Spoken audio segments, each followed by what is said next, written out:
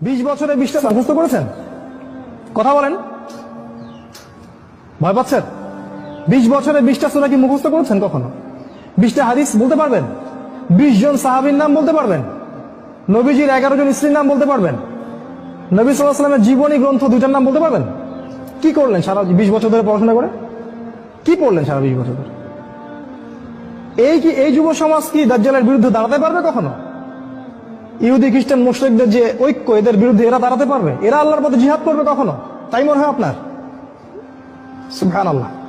কথাগুলো আমি আঘাত করতে এখানে আসিনি, আমি শুধু আপনাদের বিবেকটা জাগ্রত করতে এসেছি যে এমন একটা এডুকেশন সিস্টেম আপনাকে পড়াশোনা করিয়েছে যাতে করে আপনি আল্লাহর পথ থেকে সরে গেছেন এবং ইসলামের বুনিয়াদী বিষয়গুলো সম্পর্কে আপনার জ্ঞান নাই।